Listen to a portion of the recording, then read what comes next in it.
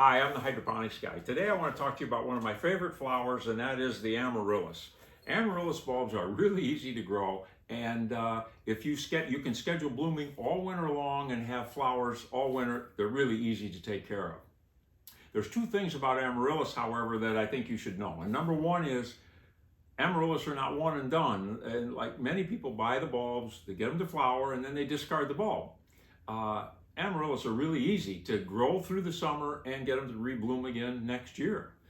And number two is, I don't think Amaryllis are just holiday plants anymore. I think that Amaryllis make great flowers throughout the winter. So with all the different colors of bloom, the shape of the flowers and all of that stuff, there's a variety of Amaryllis flowers that you can buy. Now, but the key is that you need to buy them in the months of November, December, possibly in January, because that's when nurseries and the stores sell all of their Amaryllis bulbs. If you try to buy an Amaryllis in, say, February, I don't think you're going to find one. So all of your flowering that you want to have through the winter, prepare it now, organize it now, and then and buy your bulbs now, and then you'll have flowers all through winter. So here's the steps to get your plants to rebloom again after they have flowered. Number one is, after the flowers have all faded, you cut the flower spike back to the base of the plant. Then number two is, you water it just enough to keep it alive until you can move it outside in the summer. Then after the last frost, you take it outside, grow it outside all summer, and then before the frost again in the fall, you move it back indoors. Now, when you put it outside, the setup that you have is key, because if you set it up right, these plants will practically take care of themselves. I like using terracotta pots because terracotta pots are stable, they're heavy, they keep the plant stable, the plant never blows over in the wind and all like that.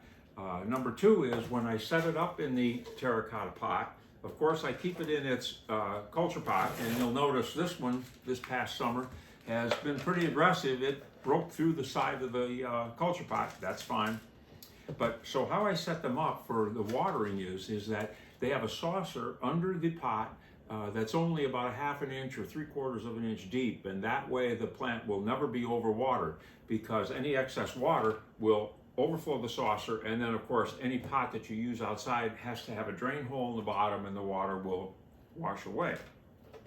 The other way I set them up for the summer is, if I have several plants, I'll put them in a grower tray.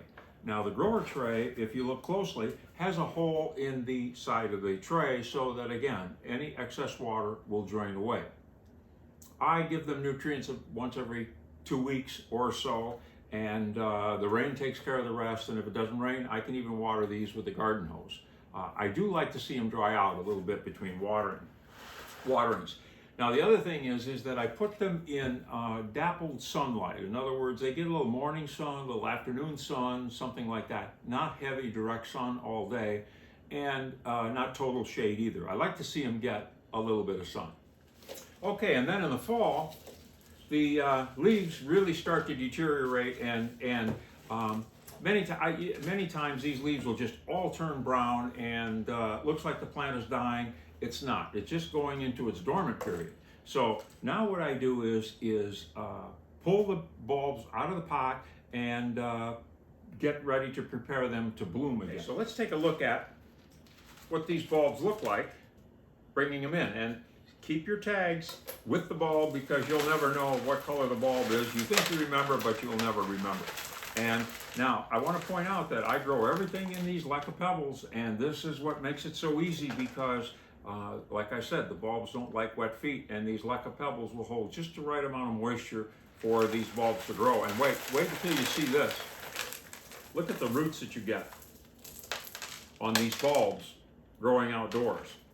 And so these roots have really absorbed a lot of energy. The bulb is nice and firm, and so this bulb is ready to enter its dormancy period now to initiate flowering again. So number one is, I cut the flower spikes off, or the leaves off, and then I'll leave this sit out for a day or so to dry out, to make sure that everything's dry. And then I take the bulb and I put the bulb, this has got another bulb growing on the side, and I'm just going to keep it for this year because I think I'm going to get some flower spikes. out of that guy too. This is how Amaryllis propagate, actually. And so now I take this bulb and I put it in a paper bag, close the paper bag, and I'm going to put this in the refrigerator in the crisper, which means it's going to be at about 35, 38, 40 degrees, something like that. I keep it in there for 4 weeks, 6 weeks. I've kept them in there for 2 months. And then when, after 4 weeks or longer, you can take it out, pot it up, give it some water, and put it in a sunny window, and it's going to grow and flower all over again. That's the fun of having your own flowers are always more fun than the flowers that you buy in the store. And I have another video on how to plant Amaryllis bulbs in a hydroponic system, how to maintain them and what to do to get them to bloom and all of that. But that's it. It's that simple. And now I'll just wait 4 weeks and I'll have another blooming cycle started again. Now, if I want to save these to bloom, say in February or March, later on, I just leave them in the refrigerator until about 4 to 6 weeks before I want them to bloom, and I'll bring them out and then I pot them up. It's that simple. Amaryllis, the flowers of winter. You can get all the supplies you need for planting your Amaryllis bulbs at our store, and that is easygrowhydro-store.com, and there's no W on grow. And I also have another video on how to plant Amaryllis bulbs in our hydroponic system on our YouTube channel.